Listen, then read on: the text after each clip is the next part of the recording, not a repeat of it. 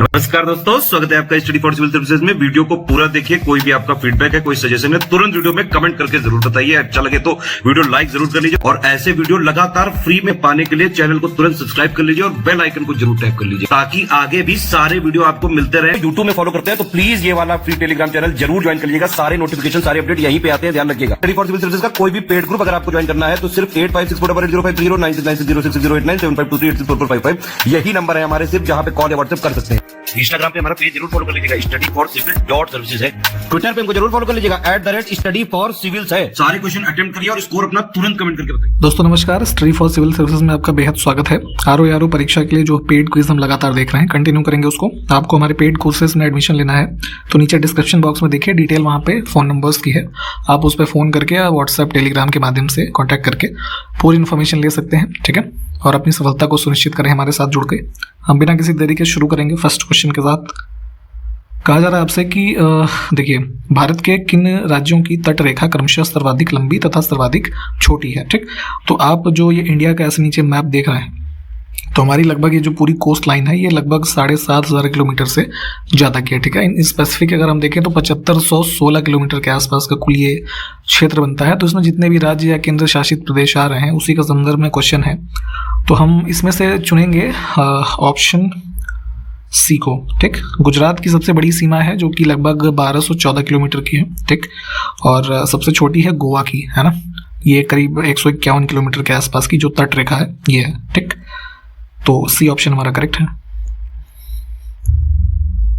क्षेत्रीय सागर की दूरी आधार रेखा से सागर की ओर मापी जाती है जो सामान्यतः कितने मील तक होती है, ठीक। तो देखिए होता क्या है, जैसे ये कोस्ट लाइन है, ठीक है। तो कोस्ट लाइन से जो आपका इधर, चूंकि ये देखिए इधर क्या है, बे ऑफ बंगाल का एरिया है, ये अरेबियन ओशन का एरिया हो जाएगा, ठीक। नीचे इंडियन ओशन है।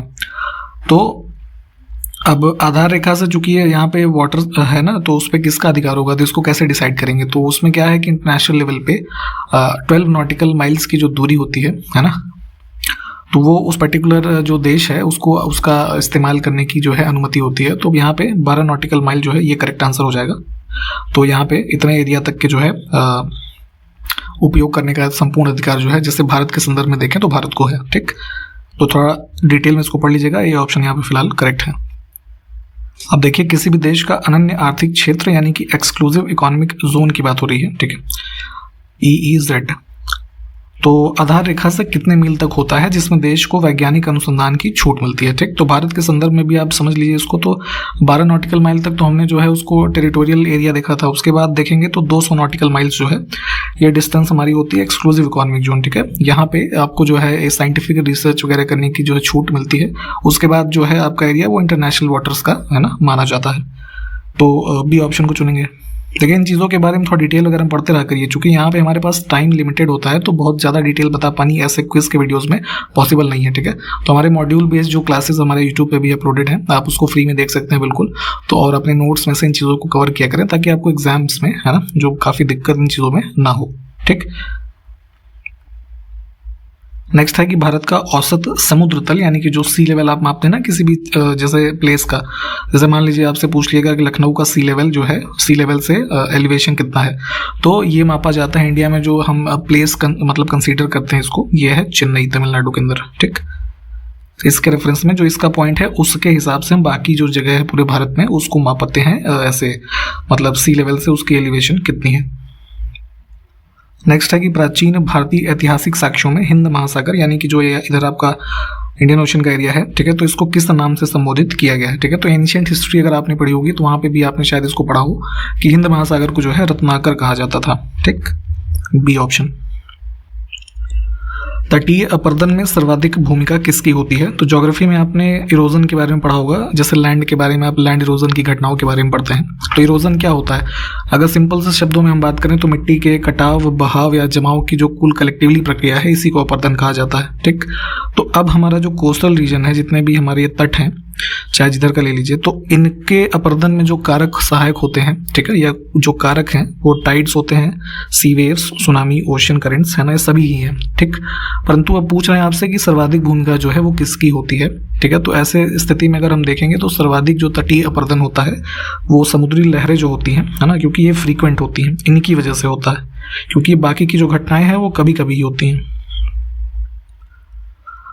भारत के पश्चिमी तट को 3 भागों में विभाजित किया गया है, तो इसके दक्षिणी भाग को किस नाम से जाना जाता है? ठीक, तो देखिए जैसे ये इंडिया का मैप नीचे का, ठीक, तो ये जो आपका ये वेस्ट वाला पूरा कोस्ट है, इसको हम मेजरली पढ़ते हैं 3 भागों में। ठीक, तो देखेंगे मुंबई से लेकर के गोवा का जो रीजन है इसको हम कोंकण कोस्ट के नाम से जानते हैं। ठीक, फिर है जैसे उसके बीच में थोड़ा सा एरिया हम जो कर्नाटक का मेजर पार्ट है ना, मध्य भाग वाला, उसको हम कर्नाटक तट कह देते हैं। फिर जो सबसे नीचे आपका हिस्सा आ जाता है उसको मालाबार तट कहा जाता है। ठीक, तो ये हमारा इसमें से करेक्ट आंसर हो जाएगा। कोरोमंडल कोस्ट की पोजीशन किस राज्यों के बीच में है जरा बताइए तो कमेंट करके। अब देखिए निम्न में से कौन सा बंदरगाह भारत के पश्चिमी तट पर स्थित नहीं है? ठीक है, तो जो हमारे ये वेस्टर्न कोस्ट की बात करें अगर, तो कांडला देखिए गुजरात में है। ठीक है, तो ये वेस्टर्न हो गया हमारा। जंजीरा बंदरगाह भी जो है यहाँ पे वेस्टर्न में ही स्थित है, मध्य प्रदेश नहीं सॉरी महाराष्ट्र में। और ये जवाहरलाल नेहरू पोर्ट जो है ना, नावा शेवा भी कहते हैं इसको, ये महाराष्ट्र में स्थित है ये भी। पारादीप जो है उड़ीसा में है, तो वो हमारे पूर्वी तट का बंदरगाह हो जाएगा, है ना, तो ये ऑड है। इसमें देखिए कौन सा युग्म सही सुमेलित नहीं है? ठीक है, तो कुछ हमारे पोर्ट्स लिखे हुए हैं और किस राज्य में स्थित है उसके बारे में लिखा है।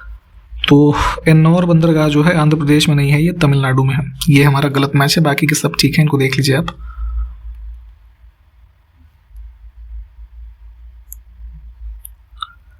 इसमें कौन सा युग्म सुमेलित नहीं है यहाँ पे ये देखते हैं, तो सिंधु दुर्ग ये केरल में लिखा है, ये गलत है, ये महाराष्ट्र में स्थित है। ठीक, बाकी के जो विकल्प हैं इनको देख लीजिए, बाकी ठीक जो है वो मैच किए हुए हैं। किसी वस्तु पर लगाए गए विरूपक बल की वह अधिकतम सीमा जिसके अंतर्गत वस्तु में प्रत्यास्थता का गुण विद्यमान रहता है, वस्तु की कौन सी सीमा कहलाती है? ठीक है, तो यहाँ बात हो रही है इलास्टिक कोई भी वस्तु हमारी किस कंडीशन में होती है उसी की परिभाषा लिखिए।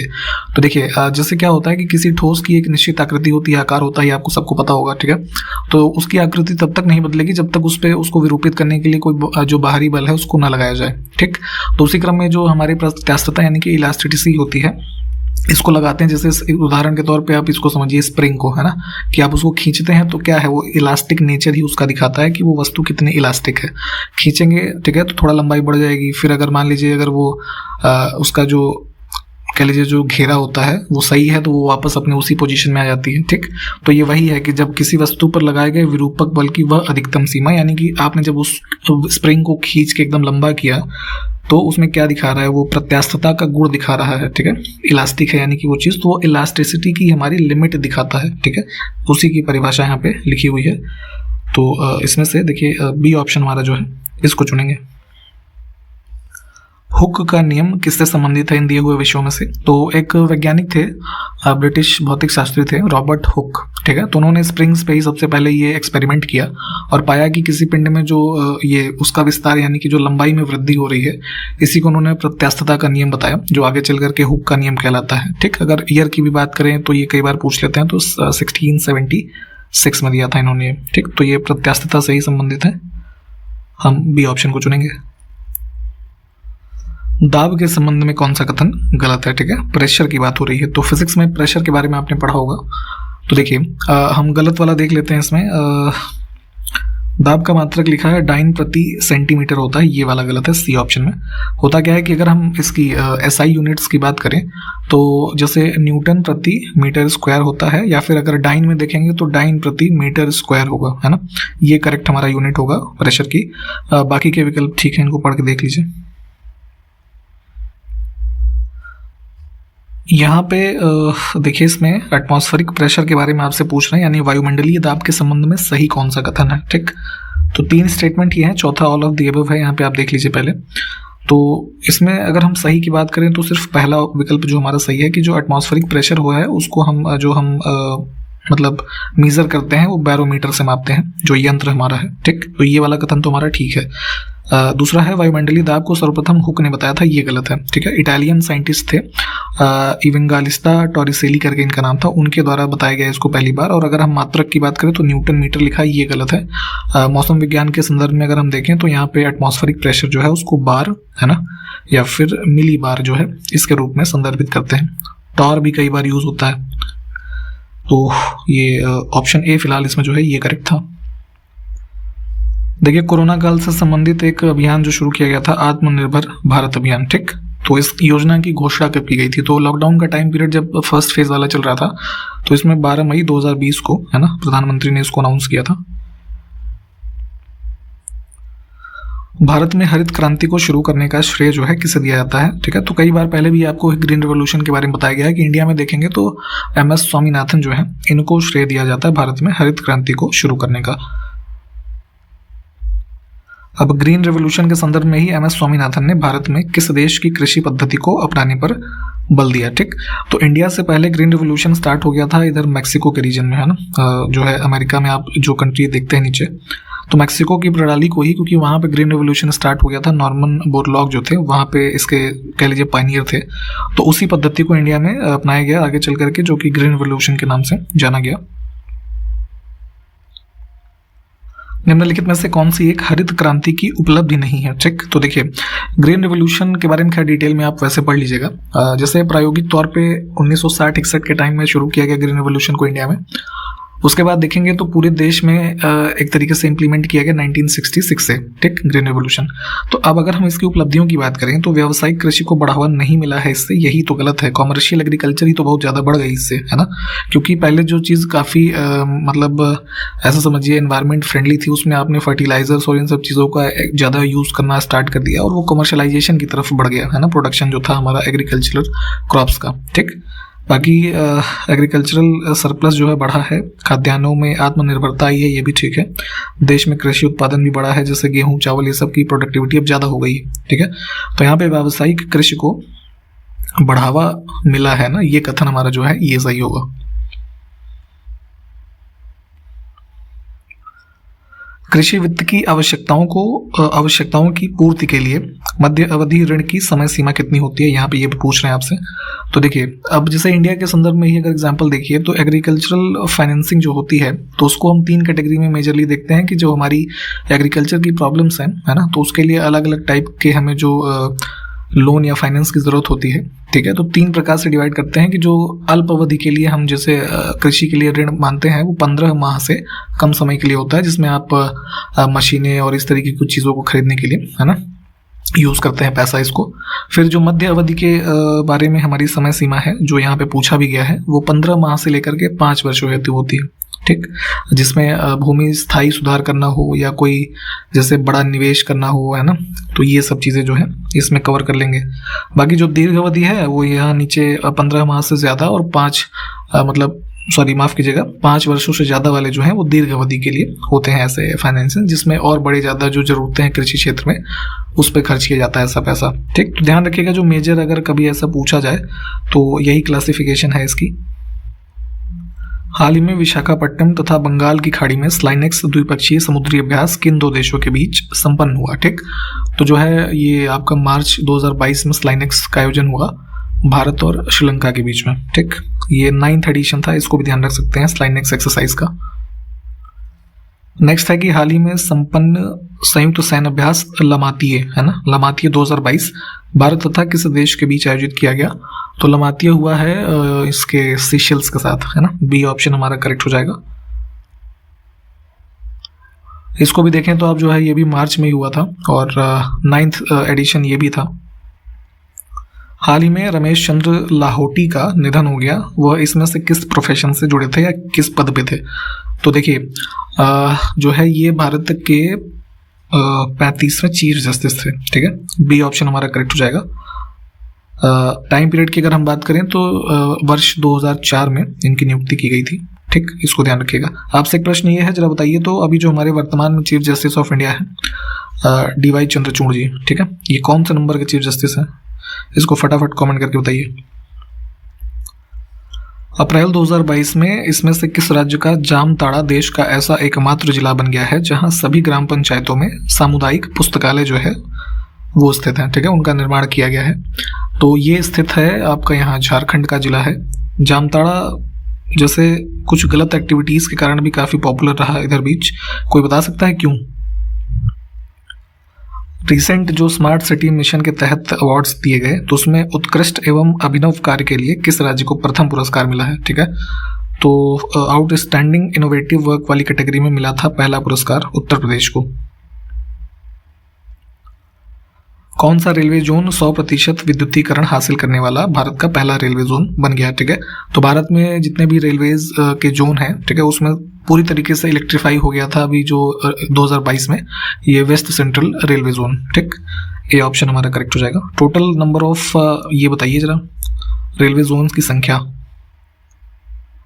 अब कौन सा युग्म सुमेलित नहीं है, पहले भी मैंने बताया था आपको कि जो बुद्धिस्ट काउंसिल हैं चारों, आप इसके बारे में सारे फैक्ट पढ़ के रखिए। सब कुछ पूछा जाता है, किस वर्ष में हुआ, कहाँ पे हुआ, किसके अध्यक्ष में हुआ, और शासक कौन था उस टाइम पीरियड पे, किस वंश का था, है ना। तो यहाँ पे ये वाला देखिए सुमेलित कौन सा नहीं है। तीसरी बौद्ध संगीति लिखी है कुंडलवन, ठीक है। तो कुंडलवन में ही कश्मीर में जो है स्थित है। चौथी बौद्ध संगीति यहाँ पे हुई थी। तीसरी कहाँ पे हुई थी? पाटलिपुत्र में हुई थी, ठीक। तो ये गलत है। हीनयान के संबंध में कौन सा कथन सही नहीं है, ठीक है। तो देखिए बुद्धिस्ट जो थे दो शाखाओं में विभाजित हो गए थे, हीनयान और महायान में। तो अब यहाँ पे देखिए हम गलत वाला बता देते हैं आपको। डी ऑप्शन में लिखा है हीनयान में बुद्ध को देवता माना जाता था, ये गलत है।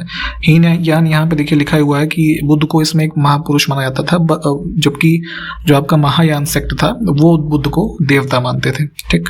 बाकी के विकल्प ठीक है, इनको देख लें आप। अब महायान जो सेक्ट है इसके बारे में गलत कथन पूछना इसमें चाह रहे हैं आपसे ये, तो इसमें गलत कुछ भी नहीं है। नन ऑफ द अबव को हम चूज करेंगे यहाँ से। देखिए अभी बताया गया था आपको कि अध्यक्ष और ये शासक वगैरह के बारे में भी पूछा जाता है बौद्ध संगीति के संबंध में। तो कौन सा कथन यहाँ पे देखिए जो युग्म है वो सही नहीं है सुमेलित, तो देख लेते हैं। तीसरी बौद्ध संगीति का अध्यक्ष लिखा है अश्वघोष, ये हमारा गलत हो जाएगा। तीसरी में जो अध्यक्ष थे वो मोगलीपुत्र तिस्स थे, है ना। ये जो है तीसरी वाली हुई थी आपकी वही पाटलिपुत्र में 250 BC में ना, अशोक के टाइम पीरियड में, ठीक। बाकी के विकल्प ठीक है। बौद्ध धर्म के त्रिरत्न के बारे में बात करें, 3 जेम्स, तो ये कौन कौन से हैं? तो इसमें देखिए यहाँ पे जो दिए हुए हैं विकल्प इसमें से कोई नहीं है। बौद्ध धर्म के त्रिरत्न जो भी हैं आपके बुद्ध, धम्म और संघ, है ना, ये है। बुद्ध धर्म में जो है ये अष्टांगिक मार्ग की कल्पना जो की गई है, तो उसमें देखिए 8 चीजें शामिल हैं। तो पूछ रहे हैं वही आपसे कि इसमें से कौन कौन सा है, ठीक है। तो 3 विकल्पों में जो चीजें लिखी हैं ये तो है ही हैं, तो 6 यही हो गए। इसके अलावा 2 और थे, वो बताते हैं आपको। सम्यक कर्मांत, ठीक, और एक और था सम्यक आजीव, ठीक। बाकी ये 6 यहाँ पे लिखे हैं, इनको भी देख लें आप। इसमें देखिए नालंदा महाविहार किस लिए प्रसिद्ध था, यहाँ पे ये पूछा जा रहा है। तो देखिए प्राचीन काल में आप देखेंगे तो बौद्ध शिक्षा के जो 3 प्रमुख केंद्र थे, नालंदा, इसके अलावा वल्लभी और विक्रमशिला, ठीक, इन तीनों के नाम आते हैं। तो नालंदा की अगर हम बात करें महाविहार की, तो यहाँ पे जो है ये महायान बौद्ध का जो ये सेक्ट था इसकी टीचिंग्स के लिए फेमस था। ऑप्शन ए करेक्ट हो जाएगा। हीनयान की अगर हम बात करें तो ये प्रिवेलेंट था इसमें आपका जो है वल्लभी में, ठीक। अब कौन सा युग्म सुमेलित नहीं है? कुछ बांध के नाम लिखे हुए हैं और किस नदी से संबंधित है। तो परीक्षा बांध जो यहाँ लिखा है बेतवा नदी पे है ये, है ना, झांसी में।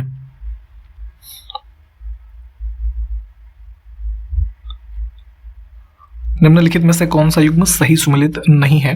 तो ये कुछ उत्तर प्रदेश में स्थित जो लेक्स हैं, है ना, झील, और किस राज्य में जिले में स्थित है वो लिखा है। तो गलत वाला देखेंगे, पयाग झील लिखा है महोबा, ये गलत है। ये है आपका वहाँ बहराइच में, ठीक। बहराइच में ही एक और फेमस झील है, उस पे वर्ष 2021 में प्राइम मिनिस्टर ने कुछ इनॉग्रेशन वगैरह किए थे, चित्तौरा झील, है ना, इसको भी ध्यान रखिएगा। अब इसमें देखिए युग्म सुमेलित नहीं है कौन सा? नदियों के उद्गम के संबंध में। तो घाघरा नदी लिखा है नेपाल, ये वाला गलत हो जाएगा। ये आप देखेंगे चाइना का जो तिब्बत का ऑटोनॉमस रीजन है ये वहां से निकलती है, ठीक। अब इसमें फिर से युग्म सुमेलित नहीं है कौन सा युग्म? वाइल्ड लाइफ सेंचुरीज जो उत्तर प्रदेश में है उसके संबंध में क्वेश्चन है। तो देखिए इसमें सी वाला गलत है। सुहागी बरवा वन्यजीव अभ्यारण्य बहराइच लिखा है, ये गलत है। ये आपका महाराजगंज जो जिला है गोरखपुर के आगे वहां स्थित है। फिर से सुमेलित नहीं है कौन सा युग्म, ये देखना है। तो ये कुछ बांध है उत्तर प्रदेश के ही और किस जिले में स्थित है वो लिखा है, ठीक है। तो यहाँ पे डी ऑप्शन हमारा गलत होगा।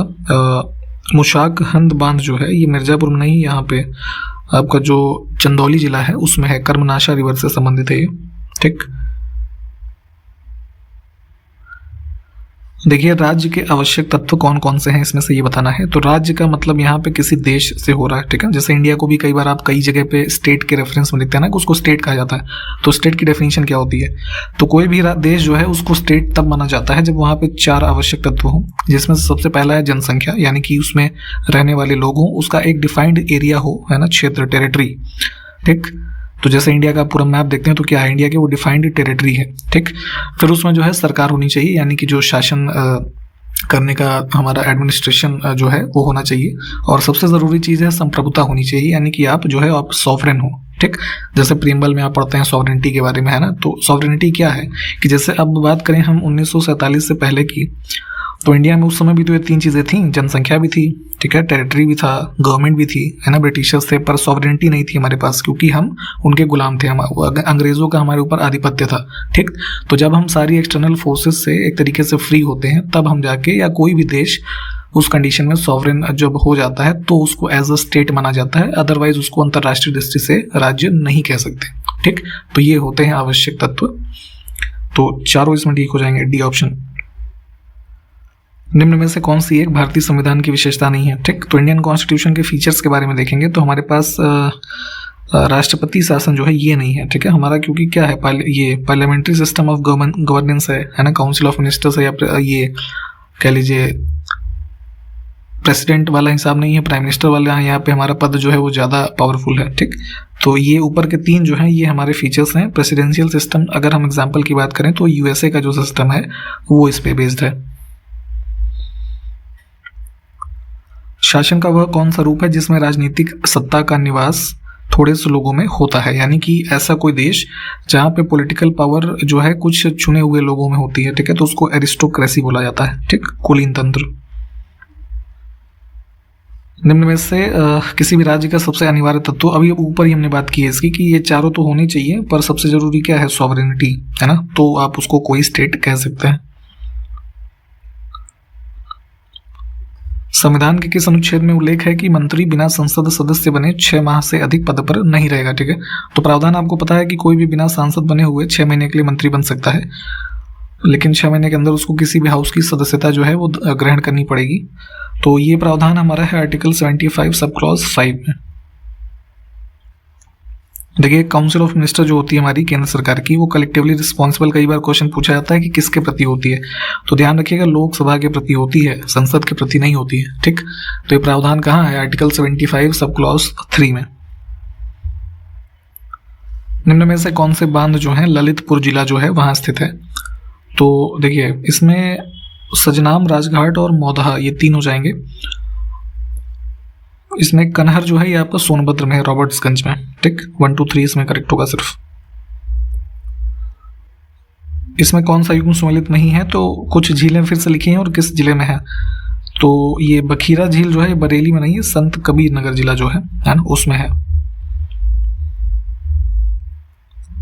हस्तिनापुर वन्य जीव विहार किन जिलों में फैला हुआ है। ठीक है, तो उत्तर प्रदेश में वन्य जीव विहार यानी वाइल्ड लाइफ सेंचुरीज जो है इसकी लिस्ट भी आपको पता होनी चाहिए।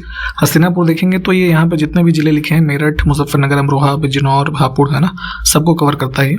ठीक, सभी को चुनेंगे हम। कौशल्या मातृत्व योजना किस राज्य सरकार के द्वारा शुरू की गई है। ठीक है, तो इस योजना में बेसिकली ये है कि अगर किसी राज्य, मतलब शुरू किया है इसको छत्तीसगढ़ राज्य ने, और उद्देश्य ये है कि अगर राज्य में किसी महिला के दूसरी बेटी का जन्म होता है, उसमें मान लीजिए पहले से एक बेटी है और दूसरी बेटी का जन्म होता है, तो उस महिला को 5,000 रुपये की जो राशि है वो प्रदान की जाएगी। ठीक, बी ऑप्शन हमारा करेक्ट है। कन्या शिक्षा प्रवेश उत्सव अभियान जो है किस मंत्रालय के द्वारा संचालित किया जा रहा है, तो ये महिला और बाल विकास जो है इससे संबंधित है। 11 से 14 वर्ष की आयु की जो लड़कियां हैं उनका एनरोलमेंट रेशियो स्कूल्स में बढ़ाना है। ठीक, मेन इसका लक्ष्य ये है। सागर परिक्रमा कार्यक्रम किस मंत्रालय से संबंधित है, तो ये हमारा ये जो फिशरीज वाला मिनिस्ट्री है ना, बी ऑप्शन, इससे ही संबंधित है। कोस्टल रीजन में जो भी मछुआरे हैं, ठीक है, तो उनकी आजीविका बेहतर करना और जो हमारे फिशरीज से संबंधित प्रोडक्ट्स हैं उनका बेहतर एक इस्तेमाल हो सके, उसके लिए इसको शुरू किया गया है। ठीक, तो यहाँ तक हमने देखा आज के इस वीडियो में। सारे क्वेश्चंस आप देख लीजिए, जो क्वेश्चंस पूछे गए होंगे प्लीज़ बताइएगा। हम आपको आगे मिलते हैं अगले वीडियो में, तब तक के लिए नमस्कार, जय हिंद।